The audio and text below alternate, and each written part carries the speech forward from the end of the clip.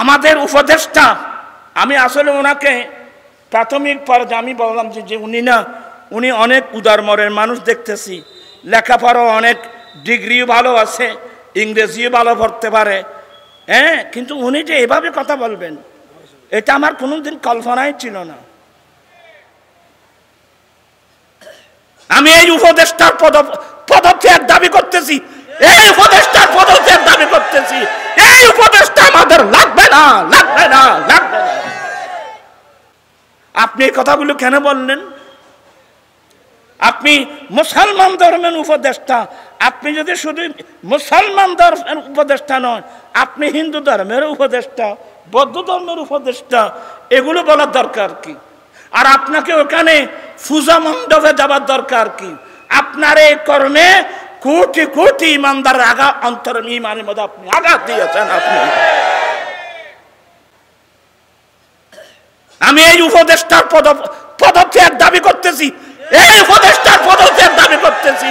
এই উপদেষ্টা আমাদের লাগবে না, লাগবে না, লাগবে না। আমার আশ্চর্য লাগলো, আমাদের উপদেষ্টা কি বলছেন জানেন? আমার উপদেষ্টা বলছে যে আমি শুধু ইসলাম ধর্মের উপদেষ্টা না, আমি হিন্দু ধর্মের উপদেষ্টা, আমি বৌদ্ধ ধর্মের উপদেষ্টা।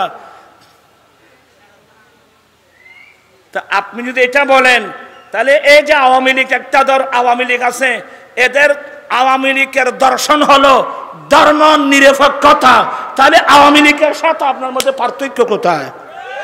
আরে কথা বলছেন এখন আপনারা? ভয় লাগে আপনাদের? জাতিগুলো ধ্বংস হয়ে যাচ্ছে, তাহলে আওয়ামী লীগের সাথে আপনার মধ্যে আর পার্থক্য কই? এরা সেকুলারিজম, ওরা ধর্ম নিরপেক্ষতার কথা বলে।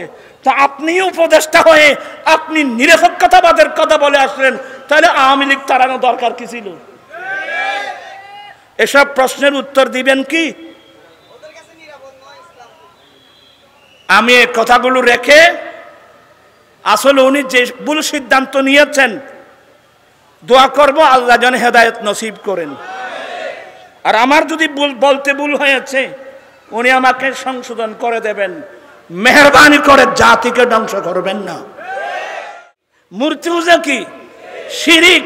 তো শিরিক সম্পর্কে আল্লাহ কি বলছেন? ইন্না শিরকা লা যুলমুন আযীম। শিরিক, আল্লাহর সাথে শরীক করা, এর চেয়ে বড় অপরাধ আর হতে পারে না। আপনি কোরআন শরীফের আয়াতগুলো নেবেন কোথায়? আপনি তাদেরকে আগামীতে পূজা করার জন্য উৎসাহিত করলেন, কই আপনার সে বাকশক্তি কই? আপনি ওখানে গিয়ে তাদেরকে আমাদের ইসলামের দাওয়াত দিয়ে আসতেন, ঠিক না ভাইরা? আবার আপনি তো আমাদের ইসলামের দাওয়াত দিয়ে আসতে পারেন নাই।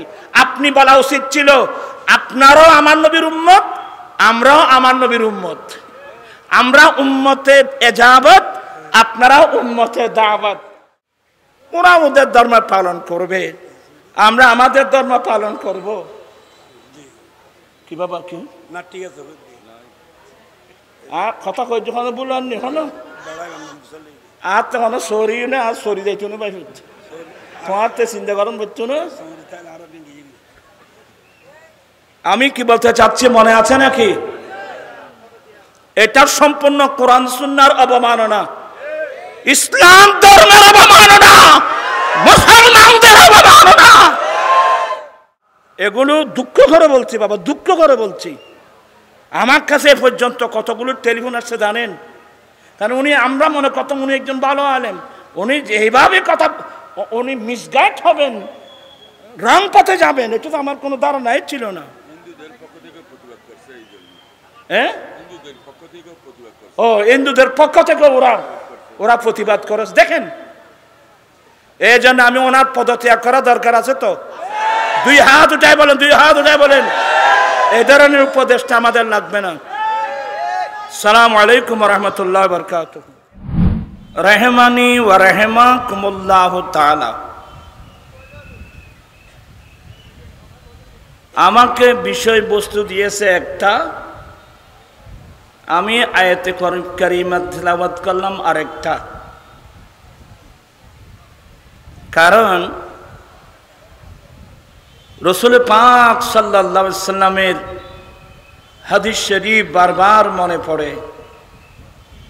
উম্মত, এমন সময় আসতেছে জ্বলন্ত আগুনের কয়লা হাতের তালুতে রাখা যে কষ্ট, তার চেয়ে বেশি কষ্ট হবে ঈমান রক্ষা করা।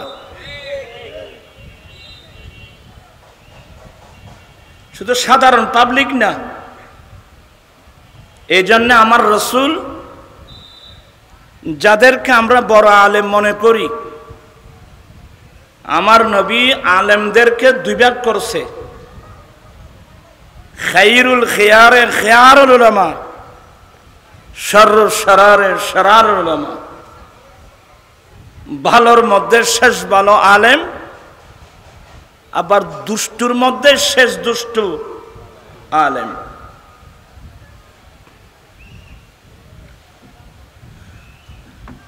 আমি বর্তমান প্রেক্ষাপটে, কারণ এখন যে অবস্থা আমরা দেখতে পাচ্ছি, ঈমান রক্ষা করা মানুষের জন্য খুবই খুবই কঠিন। আমি সবাই জানেন, একটা আয়াতে কারিমা তেলাওয়াত করলাম। আল্লাহ বলেন, মুহাম্মাদুর রাসূলুল্লাহ ওয়াল্লাযীনা মাআহু আশিদ্দাউ আলাল কুফফারি রুহামাউ বাইনাহুম।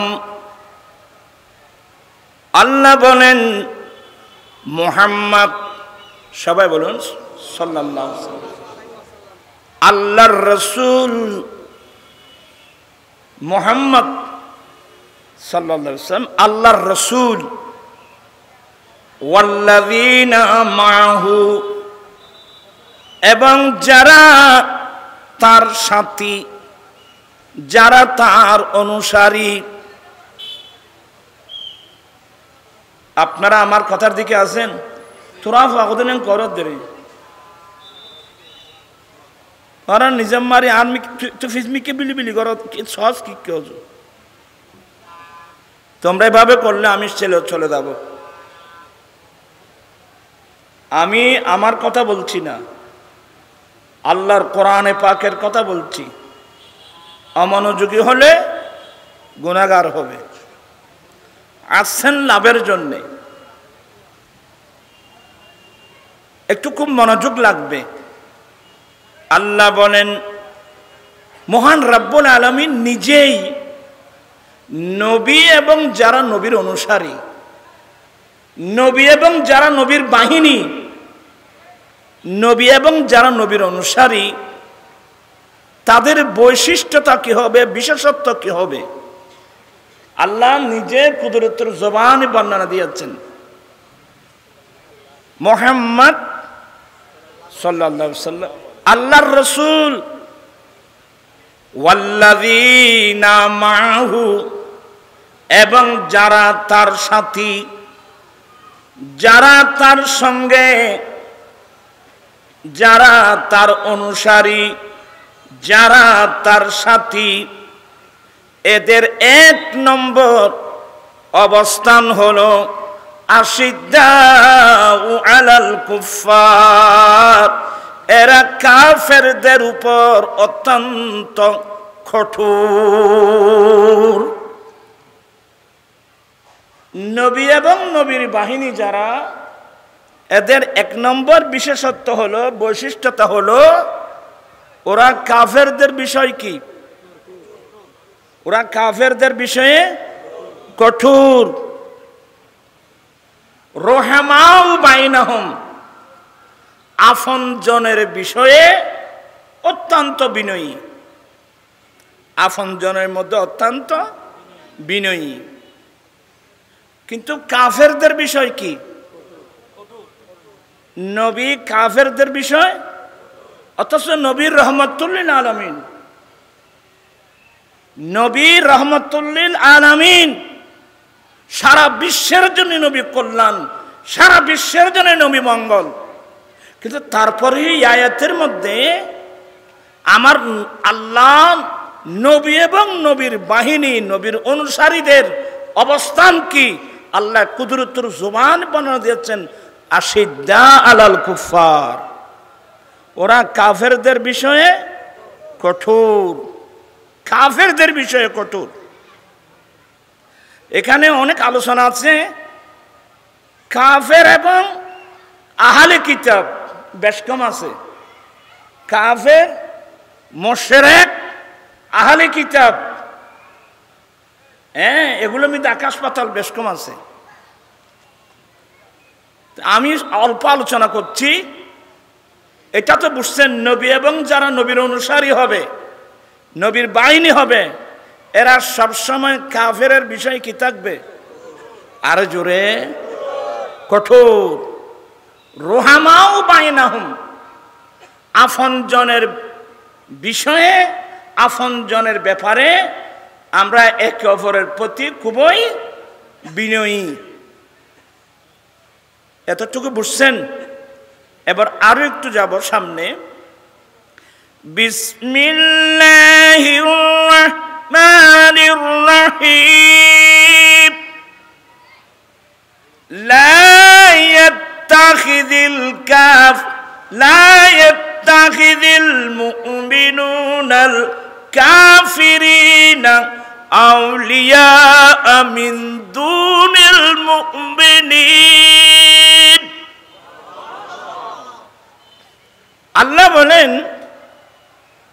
আল্লাহ বলেন কোন মোমেন ছাড়া, মোমেন তোমারা হচ্ছে সাথে লাগবে, মোমেন ছাড়া, মুসলমান ছাড়া কোন কাফেরদেরকে বন্ধু বানাতে পারে না। এগুলোকে আমি বলছি না, আল্লাহ বলছেন। লা ইয়াত্তাখিযুল মুমিনুনাল কাফিরিনা আউলিয়া মিন দুনিল মুমিনিন। মুমিন ছাড়া কোন কাফেরদেরকে কি বানাতে পারবে না? বন্ধু বানাতে পারবে না। আপনি কাফের মুশরিকদেরকে যতই বন্ধু বলুন, এরা আমাদের কখনো কিনা। যদি আপনি বন্ধু মনে করেন, তাহলে আল্লাহর কোরআন মিথ্যা হয়ে যাবে। আল্লাহ কি মিথ্যা বলতে পারে? কথা বলছেন না কেন? আমার আল্লাহ ডাইরেক্ট বলছেন, ওয়ামান আসদাকু মিনাল্লাহি কিলা ওয়ামান আসদাকু মিনাল্লাহি হাদিসা। আল্লাহর চেয়ে বড় সত্যবাদী সে আবার কে? তাহলে নবী এবং নবীর অনুসারী যারা, এরা কাফেরদের বিষয়ে কি থাকবে? কঠোর থাকবে। অপর আয়াতের মধ্যে আল্লাহ বলছেন, কোন মোমেন ছাড়া কোন কাফেরদেরকে কি বানাতে পারবে না? বন্ধু বানাতে পারবে না। এতটুকু কি আপনাদের বুঝে আসলো? তো হুজুর, তো আমাদের দেশে তো হিন্দু আছে, বৌদ্ধ আছে, খ্রিস্টান আছে, জুম্মা আছে, চাকমা আছে, তো তাতে আমার সমস্যা কি? হিন্দু থাকবে, বৌদ্ধ থাকবে, খ্রিস্টান থাকবে, জুম্মা থাকবে, চাকমা থাকবে, আরো যত ধর্মের অনুসারী থাকুক, এখানে তো আমাদের আপত্তির কোনো কারণ নেই। তো হুজুর, আমরা তাদের সাথে কি আচরণ করব? একটু আল্লাহর কোরআন শরীফে, আরে আমাদের ধর্ম পূর্ণাঙ্গ ধর্ম, আমাদের ধর্ম পরিপূর্ণ ধর্ম। কিন্তু দুঃখনীয় বিষয় হলো সত্য, বর্তমান যুগের অধিকাংশ আলেমদের মধ্যে কোরআন হাদিসের জ্ঞান না থাকার কারণে সমাধান দেওয়া তাদের পক্ষে সম্ভব হচ্ছে না। ঈমান থাকতে হবে। আমাদের দেশে হিন্দু আছে, বৌদ্ধ আছে, খ্রিস্টান আছে, জুম্মা আছে, চাকমা আছে, তো আমাদের আপত্তি তো নাই। তো হুজুর আমরা তাদের সাথে কি আচরণ করব? এখানে আবার সাহেব আছে, ও আবার সাবুক আছে না, এখন কই বুড়ো মিক্কি না, বুড়ো মিক্কি মানে তোমারা ফলে এফজাহানান নদিলে আবে ছবি করতেন তোরা তো হয় আবে এখন দিয়ে গুজে কেজি স্কুলে কিন্টার গার্ডেন আয় তোরা ঠিক করে বেলা হইলাম না এ না আর এটা নগর্য আমার ভাইয়েরা, আমার আলা হজরত কি বলছেন জানেন? এই সমস্ত আয়াতের আলোকে दुश्मने अहमद पे शिद्दत कीजिए, मुल्हिदों की क्या मरुवत कीजिए। सलाम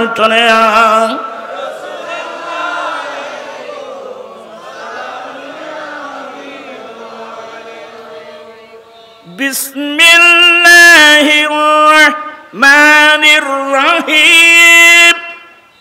لا ينهاكم الله عن الذين لم يقاتلوكم في الدين ولم يخرجوكم من دياركم। এখানে আবু সাহেব আছে, ওদের থেকে জেনে নেবেন।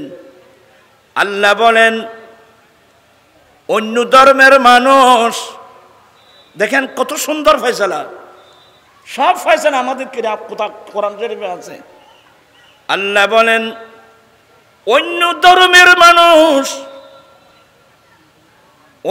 ধর্মের মানুষ যতক্ষণ পর্যন্ত তোমাদের সাথে তোমাদের ধর্ম নিয়ে যুদ্ধ করবে না, তোমাদেরকে তোমাদের রাষ্ট্র থেকে তাড়িয়ে দেবে না। অন্য ধর্মের মানুষ, সে হিন্দু হোক বৌদ্ধ হোক, তোরা এই মানুষ এগুলো আর সামনে কিনলে বলছে তাই নিজেরটা আনলো মানুষও গড়ে নিতে ফিরে দেখে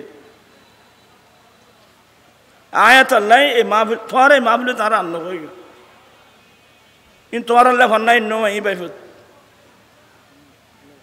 আমি আমার নির্ধারিত সাবজেক্ট বাদ দিয়ে এই সাবজেক্টের উপর আলোচনা কি জন্য করতেছি, এটাও তো আপনাদের মেমোরিতে থাকতে হবে। ভালো ভালো মানুষ অ্যাক্সিডেন্ট করতেছে, ধর্ম উপদেষ্টা সে এত বড় ধর্মের উপদেষ্টা হয়েছে, এত বড় মারাত্মক অ্যাক্সিডেন্ট করলো। এই জন্য আপনাদেরকে সতর্ক করতেছি, অন্য ধর্মের মানুষ, সারা হিন্দু হোক বৌদ্ধ হোক খ্রিস্টান হোক জুম্মা হোক চাকমা হোক, ওরা যতক্ষণ পর্যন্ত আল্লাহ বলেন তোমাদেরকে তোমাদের ধর্মে নিয়ে যুদ্ধ করবে না, এরা যতক্ষণ পর্যন্ত তোমাদের সাথে তোমাদের ধর্ম নিয়ে যুদ্ধ করবে না এবং তোমাদেরকে তোমাদের রাষ্ট্র থেকে তাড়িয়ে দেবে না, ততক্ষণ পর্যন্ত তাদের সাথে সদ্ব্যবহার করা আল্লাহ নিষেধ করেন না। ব্রেন লাগবে।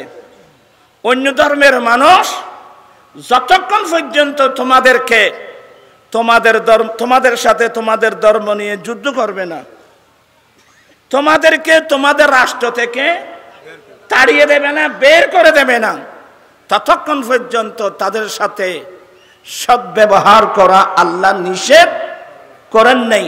কি মানে? অন্য ধর্মের মানুষ যারা আমাদের দেশে আছে ওরাও আমাদের সাথে সদ্ব্যবহার করবে, আমরাও তাদের সাথে কি করব? কারণ ওরা তো আমাদের সাথে আমাদের ধর্ম নিয়ে যুদ্ধ করতেছে না। যখন যুদ্ধ করবে তখন কি আমরা বসে থাকব? যেমন নুপুর শর্মা, যেমন ইন্ডিয়ার নুপুর শর্মা, আমার ইন্ডিয়ার বর্তমান সরকারের মুখ্যমন্ত্রী নুপুর শর্মা যখন আমার নবীর শানে বেয়াদবি করলো, মাশা সিদ্দিক আগে কেন 6 বছর বয়সে শাদী করলো, এটা নিয়ে উল্টা সিধা কথা বললো। সাথে সাথে গোটা বাংলাদেশের থেকে তার বিরুদ্ধে প্রতিবাদের জ্বর উঠছে। শুধু বাংলাদেশে না, এমনকি স্বয়ং ইন্ডিয়ার মুসলমান নয়, অনেক ইন্ডিয়ার হিন্দুরা পর্যন্ত তার বিরুদ্ধে কি রাখছে। আপনারা ফেসবুক দেখলে বুঝতে পারবেন, আপনারা কথাগুলো বুঝতেছেন। কিন্তু এমনি আমাদের সাথে, আমাদের দেশে হিন্দু আছে, বৌদ্ধ আছে, খ্রিস্টান আছে, জুম্মা আছে, চাকমা আছে, থাকবে। আমাদের আপত্তিটা কি? তারা তাদের ধর্ম পালন করবে, আমরা আমাদের ধর্ম পালন করব। তাদের সাথে আমাদের কোনো দ্বন্দ্ব আছে? আমার আল্লাহ কত সুন্দর ফয়সালা। এই আয়াত নাযিল কি জন্য হলো? আমার ভাইয়েরা, সিদ্দিক আকবরের কন্যা আসমা রাদিয়াল্লাহু তাআলা আনহা। আসমা তো আমার নবীর কলমা পড়ে কি হলো? মুমিনা হলো। আসমার আম্মা সিদ্দিক আকবরের সেই ওয়াইফ, সেই মেয়েটা কি করে নাই? ঈমান আনে নাই। সে মুশরিকা ছিল, সে ঈমান আনে নাই। সিদ্দিক আকবর রাদিয়াল্লাহু তাআলা আনহুর সেই স্ত্রী অর্থাৎ আসমার আম্মা ঈমান আনে নাই। সেই মহিলা কি ছিল? মুশরিকা ছিল। তো মুশরিকা থাকলেও মেয়ের জন্য একটু প্রাণ জ্বলতেছে না? আমাদের সিদ্দিক আকবর রাদিয়াল্লাহু তাআলা আনহুর কন্যা আসমা রাদিয়াল্লাহু তাআলা আনহু, ওনার জন্য তার আম্মার অন্তর জ্বলতেছে। নাস্তা নিয়ে মেয়ের বাড়িতে বেড়াতে আসছে। আসমা রাদিয়াল্লাহু তাআলা আনহার আম্মা সে মুশরিকা, সে নাস্তা নিয়ে কি করছে? মেয়েকে দেখতে আসছে, বেড়াতে আসছে। তো আসমা তো এখন মুমিনা। তো যারা ঈমান এনে ফেলছে এরা নবীর পরামর্শ ছাড়া কোনো কাজ করে না। আসমা রাদিয়াল্লাহু তাআলা আনহা মাকে বসাবার বা মা নাস্তা আনছে এগুলো গ্রহণ করতে চাচ্ছে না। আমার নবীর কাছে জিজ্ঞাসা করলেন, ইয়া রাসূলুল্লাহ, আমার আম্মা তো মুশরিকা, ঈমান আনে নাই, আমাকে দেখতে আসছে, নাস্তা আনছে, আমি কি ওনাকে বসাতে পারবো বা এগুলো গ্রহণ করতে পারবো? সেটার উপর এই আয়াত নাযিল হয়েছে, লা ইয়ানহাকুমুল্লাহু আনিল্লাযীনা লাম ইউকাতিলুকুম ফিদ্দীন। অন্য ধর্মের মানুষ যতক্ষণ পর্যন্ত তোমাদের সাথে তোমাদের ধর্ম নিয়ে যুদ্ধ করবে না, তোমাদেরকে তোমাদের রাষ্ট্র থেকে ছাড়িয়ে দেবে না, ততক্ষণ পর্যন্ত তাদের সাথে সদ্ব্যবহার করা আল্লাহ নিষেধ করেন না। আমি কি কথা বুঝাতে পারলাম? এই কারণে আমাদের দেশে হিন্দু আছে, অনেক হিন্দুদের অন্তর চাচ্ছে আমার প্রতিবেশী মুসলমান, আমি এখানে খাবার খাওয়াচ্ছি, একটু আমার প্রতিবেশী মুসলমান ভাই বোনদেরকে আমি একটু খানা খাওয়াই। আপনার কথা বুঝতেছেন না মনে হয়। আবার অনেক মুসলমান ফারায়, অনেক চাকরিজীবী আছে বা অনেক দোকানের মালিক আছে, আমার ফাড়ার মধ্যে আমি খানা খাওয়াচ্ছি, আমাদের অন্তর চাচ্ছে ওরা অন্য ধর্মের হলেও এরা প্রতিবেশী অথবা আমার দোকানের মালিক অথবা আমার দোকানের পার্টনার, তো আমি খানা খাওয়াতে চাচ্ছি। এই বিষয়ে শরীয়তের ফয়সালা কি? এই আয়াত মোতাবেক আমার আল্লাহ বলছেন, অন্য ধর্মের মানুষ যতক্ষণ পর্যন্ত তোমাদের সাথে তোমাদের ধর্ম নিয়ে যুদ্ধ করবে না, তোমাদেরকে তোমাদের রাষ্ট্র থেকে তাড়িয়ে দেবে না, ততক্ষণ পর্যন্ত তাদের সাথে সদ্ব্যবহার করা আল্লাহ নিষেধ করেন নাই। কি মাইনি? আমরাও তাদের দাওয়াত গ্রহণ করতে পারবো, তারাও আমাদের দাওয়াত কি করবে।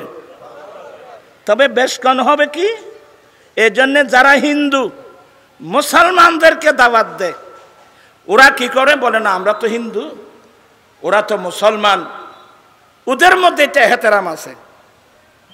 হ্যাঁ, তখন উনি ছাগল জবাই করবে, তো আমার মুসলমান ভাইদেরকে মেহমান বানালাম, ছাগল জবাই আমরা করতে পারবো না। তখন ওরা কি করে, মুসলমান দিয়ে কি করে, কথা বলছেন না কেন, ওরা মুসলমান দিয়ে। তো যেহেতু মুসলমান যিনি জবাই করবে তার নিয়তের উপর ফতোয়া, এগুলো মাথায় থাকতে হবে। তো এজন্য হিন্দুরা মুসলমান ভাইদেরকে খানা খাওয়াইতে চাইলে ওরা হিন্দু মুসলমান দিয়ে ছাগল কি করায়, জবাই করায়, মুসলমান বাবুরসি দিয়ে খানা ফাঁক করায়, মুসলমানদেরকে খানা খাওয়ায়। এই সিস্টেম আল্লাহর মতো আমাদের দেশে আছে। তো কথা বলছে না কেন? আবার আমরাও অনেক সময় হিন্দুদেরকে, আমার কর্মচারী হিন্দু অথবা আমার ব্যবসায়ী পার্টনার হিন্দু বুদ্ধ বা আদার আমাদের প্রতিবেশী, আমরা ওদেরকে একটু খানা খাওয়াই। তখন আমরা কি করি, তাদের জন্য খাবার, তারা আমাদের জবাইকৃত কি খাবে না, এগুলো গরুর মাংস তো মোটেও না, তারপর এগুলো খাওয়াই না, তাদের জন্য কি ব্যবহার কি করা হয়, মাছের ব্যবস্থা করা হয়। কারণ এখানে জবের মশলা নাই, এদের জন্য মাছ বা আদার অন্যান্য তরি তরকারি কি করা হয়। এখানে কি কোনো সমস্যা আছে? কত সুন্দর ইসলাম ধর্ম। আমার আল্লাহ ডাইরেক্ট বলছেন, যতক্ষণ পর্যন্ত অন্য ধর্মের মানুষ তোমাদের সাথে তোমাদের ধর্ম নিয়ে যুদ্ধ করবে না, তোমাদেরকে তোমাদের রাষ্ট্র থেকে তাড়িয়ে দেবে না, ততক্ষণ পর্যন্ত তাদের সাথে সদ্ব্যবহার করা আল্লাহ নিষেধ করেন নাই। আমরাও তাদের সাথে সদ্ব্যবহার করব, ওরাও আমাদের সাথে কি করবে, সদ্ব্যবহার করবে। ফয়সালা একেবারে ক্লিয়ার। এখন মেন হলো পূজা মণ্ডপে যাওয়া কথা। এটা হলো তাদের একটা ধর্মীয়, এটা তাদের ধর্ম যাই আছে তাই। আমি এগুলো নিয়ে মন্তব্য করতে কিনা রাজি না। এরা এদের ধর্ম পালন করবে, আমরা আমাদের ধর্ম কি পালন করব।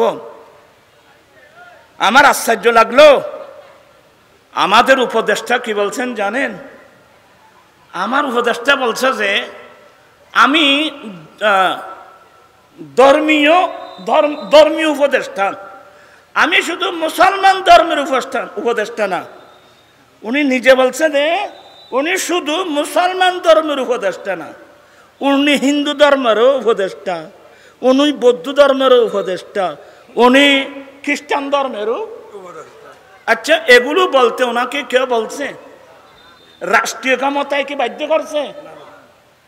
আপনাকে এগুলো বাধ্য করছে? আপনি একজন আলেম হয়ে আপনি কিভাবে বললেন যে আমি উপদেষ্টা মানে, ধর্মীয় উপদেষ্টা মানে আমি মুসলমানের যেভাবে, ইসলাম ধর্মের যেভাবে উপদেষ্টা, হিন্দু ধর্মেরও উপদেষ্টা, বৌদ্ধ ধর্মের উপদেষ্টা, উনি নাকি প্রত্যেক ধর্মের কি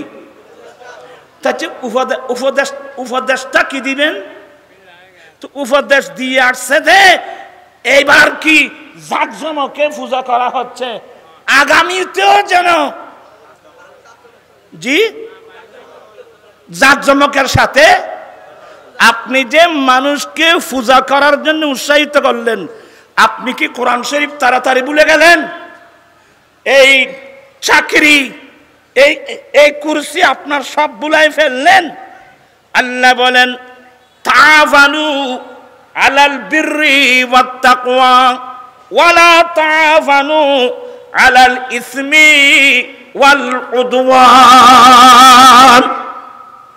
তোমরা ভালো কাজের মধ্যে, তাকওয়ার কাজে, সওয়াবের কাজে, ভালো কাজে তোমরা মানুষকে সাহায্য করো, উৎসাহিত করো।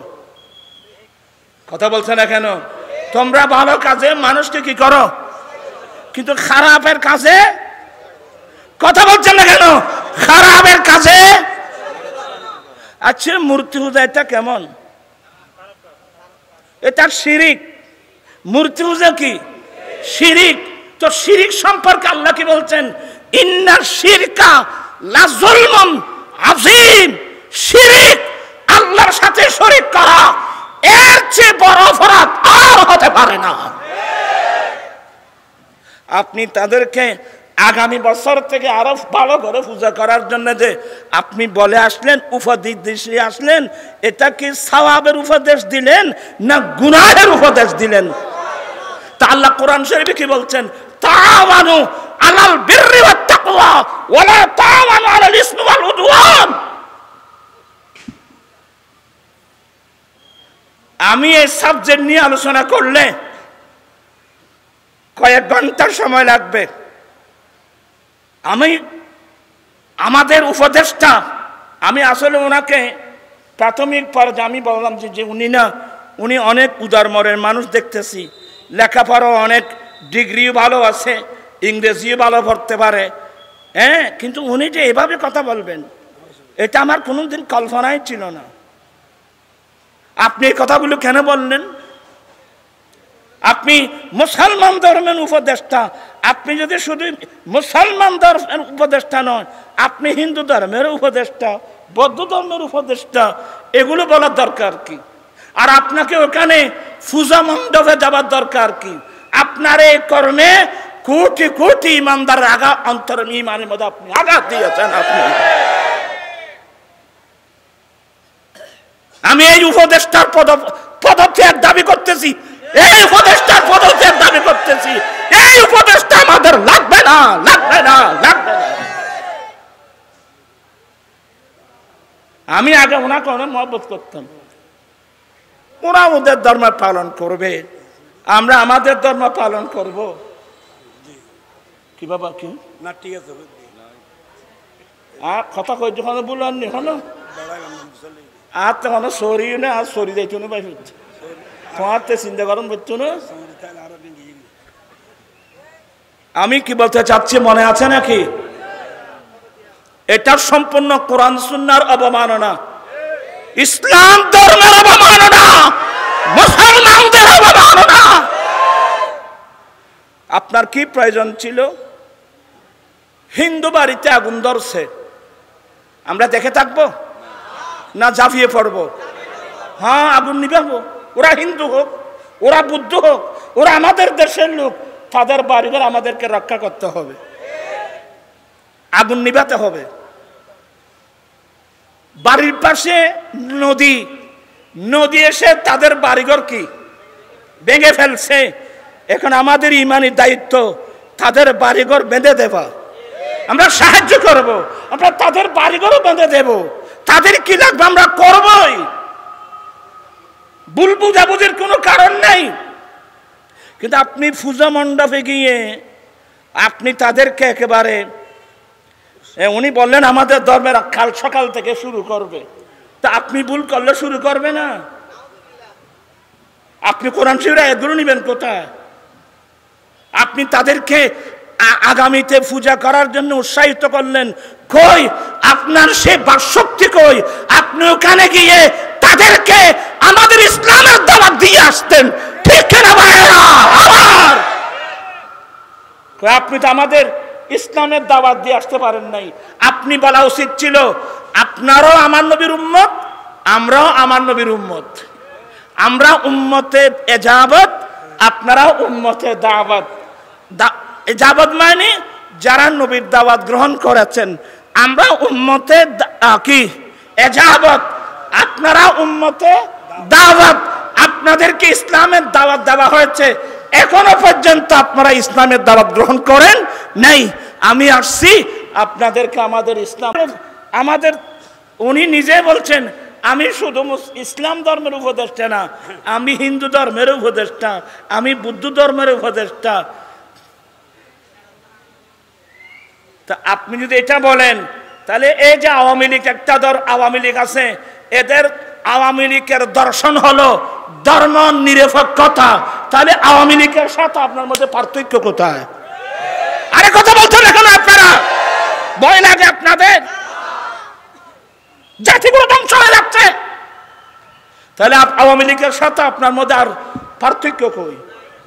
এরা সেকুলারিজম, ওরা ধর্ম নিরপেক্ষতার কথা বলে, তা আপনি উপদেষ্টা হয়ে আপনি নিরপেক্ষতাবাদের কথা বলে আসলেন, তাহলে আওয়ামী লীগ তাড়ানো দরকার কি ছিল?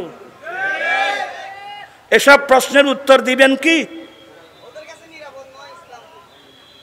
আমি এই কথাগুলো রেখে, আসলে উনি যে ভুল সিদ্ধান্ত নিয়েছেন, দোয়া করব আল্লাহ যেন হেদায়েত নসিব করেন।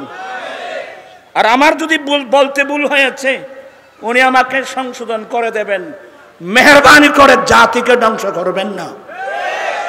আমার একটা নির্ধারিত কি ছিল, বিষয় ছিল, আমি এটা ফেলে এই বিষয়ের উপর আলোচনা করতে কি হলাম, বাধ্য হলাম জাতিকে রক্ষা করার জন্যে। মুসলমানদেরকে আল্লাহ যেভাবে বলছেন সেভাবে হলে তো আমাদের সাথে অন্য ধর্মের মানুষের কোনো কি নেই, কোনো দ্বন্দ্ব নেই, কোনো কিছু নেই। ওরা ওদের ধর্ম পালন করবে, আপনারা আপনার ধর্ম পালন করব। তা আপনি তো একটা কাজ করতেন, আমি তো আপনাদের এখানে পূজা মণ্ডপে আসলাম, আপনাদের ধর্মীয় অনুষ্ঠানে আসলাম, আগামীতে আমাদের কোরবান আসলে আমরা কোরবানি দেব গরু ছাগল, সেই ঈদের মধ্যে আপনাদেরকে দাওয়াত দিয়ে গেলাম। ওয়া আখিরু দাওয়ানা, এগুলো দুঃখ করে বলছি বাবা, দুঃখ করে বলছি। আমার কাছে এ পর্যন্ত কতগুলো টেলিফোন আসছে জানেন? কারণ উনি, আমরা মনে করতাম উনি একজন ভালো আলেম, উনি এইভাবে কথা, উনি মিসগাইড হবেন, রং পথে যাবেন, এটা তো আমার কোনো ধারণাই ছিল না। হ্যাঁ, ও হিন্দুদের পক্ষ থেকে ওরা প্রতিবাদ করেছে। দেখেন, এই জন্য আমি ওনার পদত্যাগ করা দরকার আছে তো। দুই হাত উঠাই বলেন, দুই হাত উঠাই বলেন, এই ধরনের উপদেশটা আমাদের লাগবে না। আসসালামু আলাইকুম ওয়া রাহমাতুল্লাহি ওয়া বারাকাতুহু।